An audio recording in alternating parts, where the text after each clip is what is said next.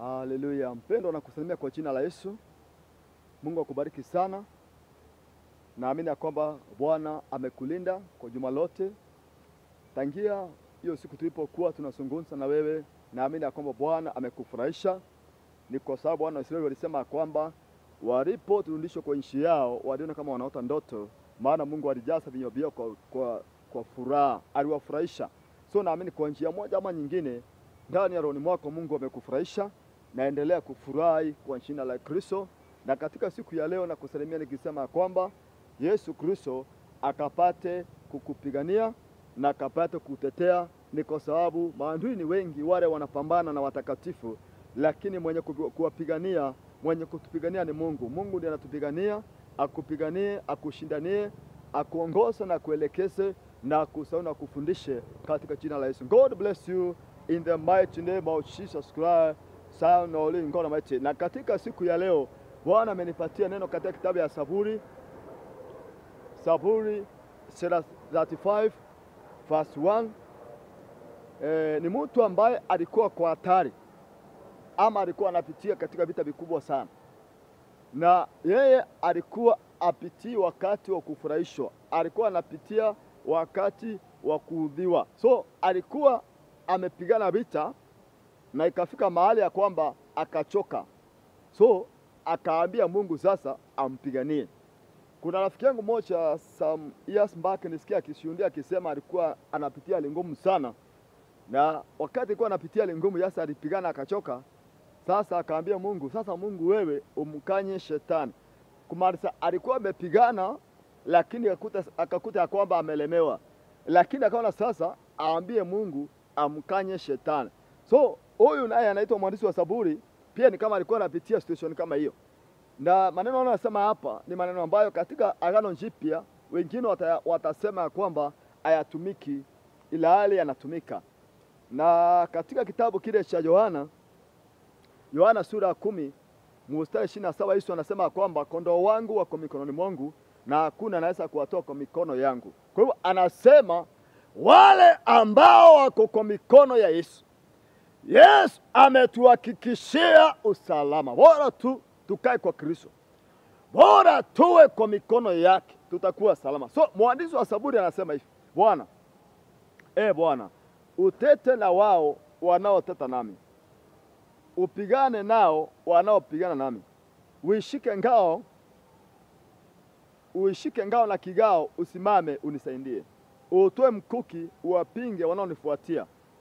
Uiambie nafsi yangu, mimi ni wokovu wako. Waibishwe, wafedheheshwe wanaoitafuta nafsi yangu. Warudishwe nyuma, wafadhaishwe wanaonisuilia mabaya. Wawe kama makapi mbele ya upepo, malaika wa Bwana akiwaangusha chini. Njia yao iwe giza na utelezi, njia yao iwe giza na utelezi, malaika wa Bwana akiwafuatia. Maana bila sababu wamenifishia wavu, bila sababu wamenishimbia shimo nafsi yangu. Hapa anajaribu kuambia Mungu sasa ashukulie vita. Na labda hata wewe unapitia mambo kama yale. Unapitia katika hali umepigana, umejaribu mbinu zote na simekosa kuzaa matunda. So katika siku ya leo nakutakia Mungu akapate kukupigania, na utapata ushindi au utashindwa, au utakufa bali utaishi. Utayaona na kuyala mema ya Bwana katika nchi walio hai. Bora tu umwamini Yesu Kristo akuwe Bwana na Mwokozi wa maisha yako. Ukae kwa Mungu, ukae kwa maombi. Wale wanaokupigana na wewe ukapata kuwasamehe, waambie Bwana umewasamehe. Yeye ndiye ataweza kupigana na wao. Wewe hauna nguvu ya kupigana na wao, maana labda hata ni werevu kuliko wewe, labda wana nguvu kukushinda, labda wao wanajua mengi kuliko wewe, wana uwezo kukuliko. Lakini Mungu peke yake ndiye atapata kukupigania, ndiye atapata kukutetea. Ndio mwandishi wa Zaburi analalamikia Mungu, anamwambia Bwana, alikuwa labda ni mpole, amepiga magoti kanisani akiinua mikono, labda alikuwa amejilasa kifundifundi akiambia Bwana ingilia kati kwa hii vita. alikuwa kwa hali isiyotabirika. Akaenda mbele ya Mungu na akamulilia Mungu, akamwambia, Bwana, uteta na wale ambao wanateta nami, ukapigane na wale ambao wanapigana na mimi. Sijui ni watu gani wanapigana na wewe katika siku ya leo. Hawataki ufurahi, hawataki Bwana kufurahishe.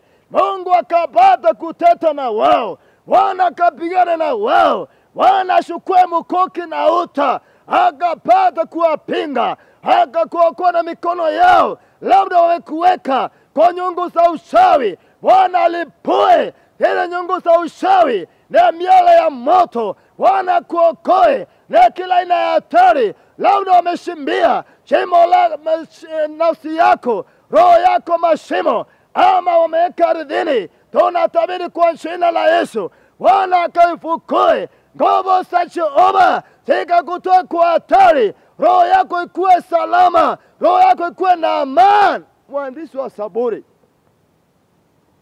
alikuwa anapitia hali mbaya sana. Alikuwa ameomba maombi yote akamaliza. Labda alikuwa ametoa fungu la 10 sadaka, alikuwa amekelewa mikono, alikuwa amekesha, amefunga, ameomba, na akawa naona sasa yale mambo ambayo yanamsaidia kuwa na kiburi na ujasiri.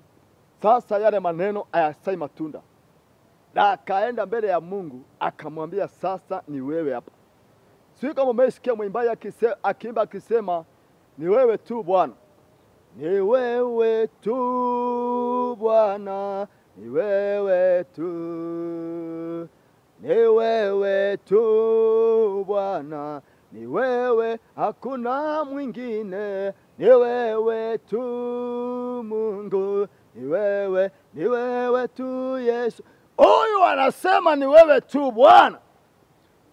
Haukuwa tu wimbo, alikuwa amejaribu mambo yote ya kumsaidia akashindikana. So akaenda mbele ya Mungu kwa unyenyekevu, akamwambia, ni wewe Mungu utanisaidia, ni wewe Mungu utakayeniokoa, na utukufu utakuwa ni kwako. Alienda mbele ya Mungu kwa kama ni wimbo, lakini ilikuwa ni maombi, akiambia, Bwana ni wewe tu, hapa ni wewe nategemea. Akalilia Mungu, ikakuwa wimbo. Ni hali gani unapambana nao saa hii? Mungu peke yake ndiye atakusaidia. Mungu atakuokoa na kila aina ya hatari. Mungu atakupigania kila vita. Mungu atakushindania. Maana mwandishi wa Zaburi, tunaweza tuseme ni Daudi, mtu ambaye alipitia vita sana. Kuna mahali nilisikia paka kijana yake alipindua serikali yake na akalala na wake zake, mtoto yake, si ya ndui, si jirani, kijana yake. So alienda mbele ya Mungu akajua hii vita hata sisi tuombe kwa staili gani. Akaambia Mungu, naomba ukanisaidie. Na Mungu alikuwa anamuokoa kila alipokuwa anamulilia Mungu. Enda mbele ya Mungu, mulilie, mwambie, Bwana, ninaomba utete na wale wanaoteta na mimi, wale wanapigana na mimi, ukapigana na wao. Chukua mkuki, chukua na utawapinge wale wanaonifuatilia. Njia yao iwe giza na uteleze, malaika wa Bwana akiwaangusha. Maana bila sababu wanataka kuniangamiza, wanataka kuniua, wanataka kunimaliza. Hakuna mahali nimewakosea, siko na deni lao, sijapata kuwakosea. Ninaomba uniokoe, ukakuja utume malaika wako akawasambaratishe, ukaniokoe na makusha yao. Alililia Mungu na Mungu akamsikia. Sio mambo gani unayopitia, enda mbele ya Mungu. Mungu peke yake ndiye atakusaidia. Mungu akuruhusu upigane. Mungu anakuruhusu umpatie nafasi akupiganie. Vita ni vyake. Yeye ndiye atashinda wale maadui zako. Maana maadui zako hata huwajui. Unaweza kuta hata wazazi wako ni maadui zako, hata watoto wako ni maadui zako, hata wale watu marafiki wa karibu ni maadui zako, hata wale ambao ni waashiri, hata wale ambao unaona kama ni marafiki. Wale wanakuchekesha, wale wanakutia moyo, wale wanakuja kukuoshi, wale wanakumonita, wanasema ni marafiki lakini wanakuwinda. Sasa wewe uwashui na wanakufuatilia day by day, wakiwa na nia ya kufishe, ya kukuangamisha. Bwana anja kupatia ruhusa upigane na wao. Amesema vita ni vyake, mwashia kupiganie. Yeye ako na uwezo ya kupigana na hata wale ambao wanakupinga. Na jinsi ya Mungu ya kupigana ni tofauti na wanadamu. Wewe ukiamua kupigana wao, utapigana nao vibaya, kiwango kwamba utalia mwenyewe na wewe ndio ulipigana sile vita. Bwana atapigana kwa staili ambayo hautalia, hautakuwa na masikitiko. Utakuwa mtu ambaye ako na furaha na amani, ako hata na uwezo ya kufanya maadui zako waokoke, watubu dhambi, wabadilike, wakuje kwako, wakuwe marafiki tena. Maana neno la Mungu linasema njia za mtu zikimpendeza Mungu, hata atampatanisha na wale maadui zake. Mungu ako na uwezo ya kusababisha maadui zako waache kukubomoa, waanze kukujenga, waache kukuharibu, waanze kukusaidia. Mungu anajua kupigana. Ako na uwezo kufanya maadui zako waokoke. Si lazima wakufe. Mungu anapigana kwa staili tofauti sana. Anapigana kwa staili ya kwamba hata waokoke. Nilikuwa naambia ndugu mwingine jana ya kwamba kuna mzee alikuwa anasumbua bibi yake, anaenda kwa ushirika, anamnasua, anamtoa kwa ushirika na nguvu, anaambia wale washirika wale ushirika, ninyi ndio mnaharibu mboma yangu. Anaenda na bibi yake. Siku moja Bwana akamtoa akamwambia, wewe utaokoka, usikookoka nitakuua. Alikimbia kwa ile ushirika, ile bibi yake alikuwa anaenda, akapiga magoti mbele ya wamama wale waokofu. Akawaambia wamwombea waokoke, maana sasa Bwana amemwambia asibe waokoka atamaliza. Alibadilika. Si lazima afe,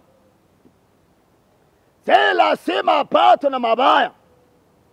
Mungu anapigana kwa staili ambayo hata wale maadui zako waokoke, watubu dhambi, waache shetani, wabadilike, wakuje kwa Mungu, waache giza, waje kwa nuru, maisha yao yakuwe salama na mkuwe marafiki tena. Hivyo ndivyo Mungu hupigana. Mungu anapigana tofauti na wanadamu. Mungu anapigana tofauti sana. Anabadilisha maadui na kuwa marafiki. Siku ya leo, enda mbele ya Mungu, mwambie kupigania. Enda anajua atapigana aje. Yule mwandishi wa Zaburi alisema, Bwana pigana, teta na hawa wanaoteta na mimi, pigana na wale ambao wanapigana nami. Njia yao iwe giza na utelezi, malaika wa Bwana akiwaangusha. Bwana atakupigania na atakushindania. Bora tu uokoke, bora tu muamini Kristo, bora tu uache dhambi. Mungu atakuokoa na atakupigania, na atafanya maadui zako wakapate kuokoka na kuacha kukupinga vita, wakapate kubadilika. Mungu akubariki sana, uwe na wiki ya baraka. Naona Bwana akikupigania kwa jina la Yesu Kristo. Kwa hivyo kama haujaokoka, Mungu hawezi kukupigania na hujaokoka, wewe ni adui yake tayari. Wewe uko nje ya mapenzi yake. Lakini kama unataka kuokoka, hiyo ni sawa. Umkubali Kristo akuwe Bwana mwokozi maisha yako, uachane na shetani. Biblia inasema yana muamini Kristo ahukumiwi, asiye muamini amekwisha kuhukumiwa ni kama shetani. Kwa hivyo ukimwamini Kristo unakuwa mtii kama Kristo. Kwa hivyo sema, Bwana Yesu, na kuamini na kukubali leo ukuwe Bwana mwokozi maisha yangu. Samehe dhambi na makosa na mkataa shetani. Asante Yesu kwa kuniokoa. Samehe dhambi zangu zote. Asante ukufa msalabani kwa ajili yangu. Asante ukuja kunikufia. Yesu nakupenda. Tawala maisha yangu. In Jesus name, amen. Baba nakushukuru kwa huyu mpendo ambaye amekiri jina lako, na tangaza ameokoka. Imeandikwa yule mtu atakayeita jina la Bwana ataokolewa. Na tangaza umeokoka na ubarikiwe sana katika jina la Yesu Kristo. Mungu akubariki sana na ukae kwa Kristo. Tafuta mahali tendo ubatizo kanisani na uambie wale watumishi wa Mungu ya kwamba umeokoka, unataka kuokoka, umeokoka hata kubatizwa sasa, na utakubatiza na utabarikiwa in Jesus name. Amen. God bless you in Jesus name. Amen. Amen. Amen. Amen, amen, amen.